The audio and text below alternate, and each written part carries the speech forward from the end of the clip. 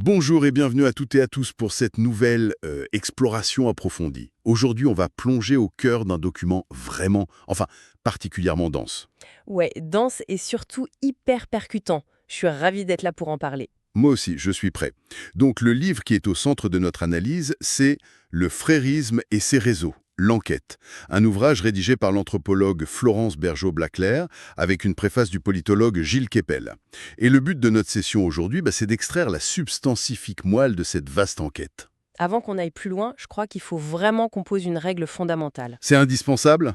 Ah oui, la fameuse clause d'impartialité. Exactement.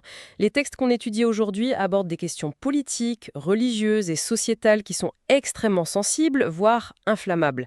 Donc il doit être parfaitement clair pour toute personne qui écoute cette analyse que nous ne prenons absolument aucun parti. Absolument aucun. Ni de gauche, ni de droite. Voilà, on ne cautionne pas les idéologies mentionnées, on ne les condamne pas non plus. Notre mission ici, elle est strictement analytique et impartiale.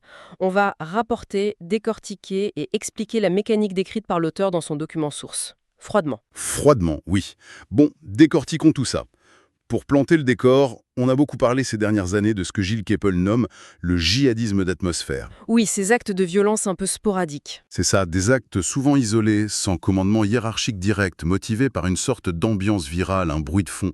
Mais la thèse du livre, c'est que ce terrorisme récent ne serait en fait que l'écume des choses. La face visible de l'iceberg, en gros. Exactement.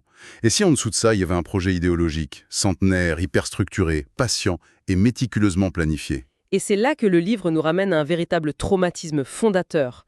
Pour comprendre, il faut revenir plus d'un siècle en arrière. En 1924, Ouais, 1924, la chute du califat ottoman sous l'impulsion d'Atatürk.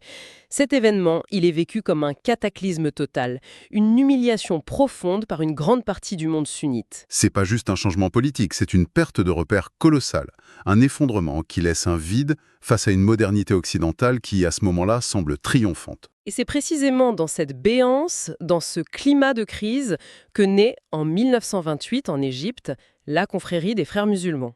Créé par Hassan El-Banna. Tout à fait. Et ce qui est fascinant ici, c'est la façon dont El-Banna se distingue des autres mouvements. À l'époque, il y avait le réformisme classique qui cherchait une sorte de compromis. Il voulait s'inspirer de la modernité occidentale. Mais El-Banna propose l'inverse. Un révivalisme. Voilà, un révivalisme. L'auteur le positionne d'ailleurs comme le premier mouvement décolonial, mais un décolonialisme strictement religieux. L'idée, c'est de purger l'esprit des musulmans de l'influence occidentale pour restaurer le califat. Et pour ça, Florence Bergeau-Blaclair introduit un concept clé. Elle refuse de dire que c'est juste une école théologique ou un parti politique. Elle définit le frérisme comme un système d'action. C'est une distinction cruciale. Ah oui, complètement. Un parti politique, ça veut juste gagner des élections. Un système d'action, c'est une ingénierie globale pensée pour transformer toute la société. Et ça repose sur 3 piliers que le livre résume par le système VIP. Vision, identité, plan. On peut commencer par la vision. L'auteur parle de Shumuliat, c'est-à-dire l'islam total. C'est pas une simple religion qu'on pratique chez soi en privé. C'est vu comme un système autorégulateur qui doit absolument tout englober. L'État, la justice, l'économie, la science, tout. C'est ça. On pourrait utiliser une analogie. C'est pas juste une application que tu ouvres sur ton téléphone. C'est le système d'exploitation complet de l'appareil. Exactement. Le système d'exploitation décide de tout ce qui fonctionne en arrière-plan. Et ça s'accompagne de la notion de suprématisme, le Oustadiyat al-Alam, l'idée que cette religion doit guider et enseigner au monde entier. Donc ça, c'est le V de vision. Ensuite, le I pour identité. L'identité, elle est foncièrement binaire. C'est le pare-feu du système d'exploitation. D'un côté, tu as l'Umma, la nation islamique mondiale, et de l'autre, la Jahiliya. L'âge de l'ignorance. Ouais, sauf que là, il réactualise le terme. Ça ne désigne plus seulement le passé avant le Coran, ça désigne toute société contemporaine non islamique. Donc l'Occident moderne, les démocraties laïques, tout ça tombe dans la Jahiliya. L'identité se construit donc en opposition permanente. Et enfin, le P pour plan, les 7 étapes de transformation théorisées par El-Banna. Une approche super organique, du bas vers le haut. C'est ça. On part de l'individu, puis la famille, puis la société, le gouvernement, et enfin on arrive au califat mondial. L'individu doit mémoriser les 10 piliers de l'allégeance. La compréhension, l'action, le sacrifice, le secret. Et pour orchestrer un plan pareil, il faut une architecture d'infiltration implacable. C'est structuré de façon pyramidale, du guide suprême tout en haut jusqu'à la base. Et la base, c'est la Ouzra. La Ouzra, ça veut dire la famille. Oui, c'est une toute petite cellule de 5 à 7 personnes maximum. À cette échelle, la pression sociale et le contrôle des pairs sont totaux. Et le but, c'est la tarbiya, l'éducation, ou plutôt le façonnage psychologique. Pour que l'individu imprègne lentement ses collègues et sa famille. Il ne doit pas se couper du monde. Il doit s'y insérer, réussir socialement pour rayonner. C'est là que ça devient vraiment intéressant. L'enquête est remplie de témoignages hyper frappants sur cette dissimulation en Europe. Tu te souviens de l'histoire d'Ahmed en Allemagne? Ah oui, très parlant. C'est fascinant parce que, quand il est recruté, il n'a pas du tout l'impression de rejoindre un groupe fanatique. Au contraire, il est invité dans des cercles intellectuels élitistes, on flatte son intelligence. On lui donne l'impression d'appartenir à un club privé, une avant-garde éclairée. C'est très subtil. C'est de l'entrisme pur. Et le cas de Pernilla en Fued, c'est sans doute le plus dingue. Ah, la rédactrice en chef du magazine Salam. Exactement. Elle a bossé pour eux, géré la ligne éditoriale, pensé participer à un dialogue ouvert, et elle ignorait complètement que toute l'assaut était pilotée par les frères musulmans. Et c'est son mari salafiste qui a dû lui prouver pour qui elle travaillait réellement en analysant les réseaux de financement. C'est fou d'être un rouage de la machine sans en connaître ni le nom ni le but. Mais c'est là l'efficacité de leur méthode. Ils infiltrent les ONG, les clubs de sport, les assos caritatives. L'objectif, c'est d'instaurer un halal way of life, comme l'appelle l'auteur. Un mode de vie normatif sans violence directe. On normalise le système. Mais du coup, une question se pose. Comment ce mouvement égyptien a-t-il pu mondialiser ce système jusqu'en Suède ou en Allemagne? L'ouvrage montre une bascule dans les années 70 sur les campus universitaires aux États-Unis et en Grande-Bretagne. Les campus anglo-saxons deviennent des carrefours. Exactement. C'est là que les frères arabes, qui fuient la répression, rencontrent les partisans pakistanais de la Jamaat-e-Islami. Et ça crée une hybridation intellectuelle. L'enquête compare d'ailleurs deux figures majeures pour comprendre ça. Saïd Qutb et Aboul Ala Maoudouti. Voilà.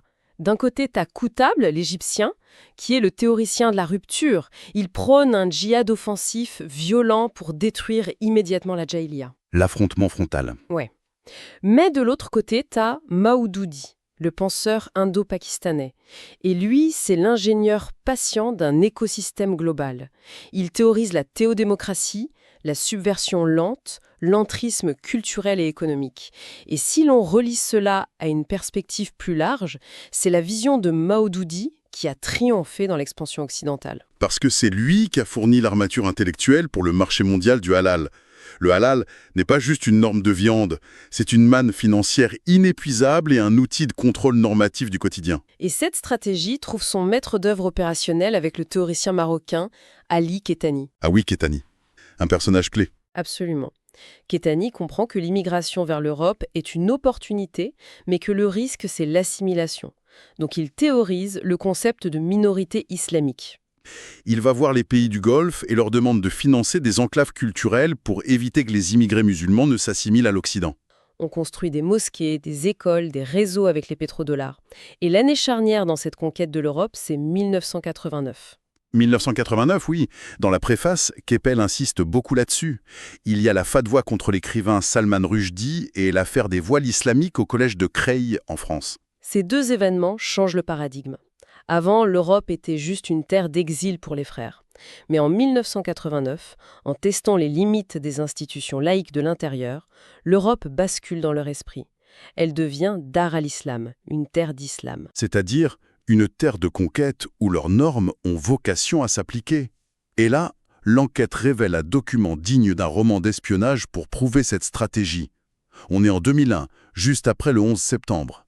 Les carabiniers suisses fouillent la villa du grand banquier Youssef Nada à Lugano. Et ils découvrent, caché chez lui, un document secret de 14 pages qui date de 1982. Un texte incroyablement clinique. C'est un plan stratégique mondial pour la politique islamique. Et que dit ce document exactement? C'est de la tactique pure, non? C'est un manuel de subversion. La première directive, c'est d'éviter absolument la confrontation directe, parce que ça détruirait le mouvement prématurément. Donc pas de vague. Mais surtout, le texte préconise des alliances opportunistes. Et ça, c'est très cynique. S'allier avec les partis de gauche et les mouvements anticoloniaux en Occident. Sans jamais leur prêter allégeance sur le fond idéologique, bien sûr. On utilise leur plateforme, on utilise le vocabulaire de l'antiracisme pour bénéficier d'une protection morale et juridique. Et le document ordonne aussi d'infiltrer les centres de pouvoir locaux, de créer une force de sécurité autonome et de maintenir la cause palestinienne toujours active. Comme une étincelle permanente, c'est ça On va l'idée. mobiliser la jeunesse émotionnellement et nourrir le sentiment de djihad dans l'UMA sans résoudre diplomatiquement le problème. Exactement. L'utiliser comme un levier. Alors qu'est-ce que tout cela signifie au final? Quand on regarde cette vaste toile tissée avec la USRA, le marché halal, l'entrisme, les alliances de Lugano. Ça signifie que le frérisme agit comme un liquide. Il contourne les obstacles législatifs, il s'infiltre par les moindres fissures pour imposer, avec une patience infinie, un changement de paradigme culturel dans nos sociétés sécularisées. C'est pour ça que notre auditoire est concerné. Comprendre cette idéologie, ça permet vraiment de décoder l'actualité avec une grille de lecture différente. La victimisation, par exemple, apparaît non plus comme une émotion spontanée, mais comme un soft power.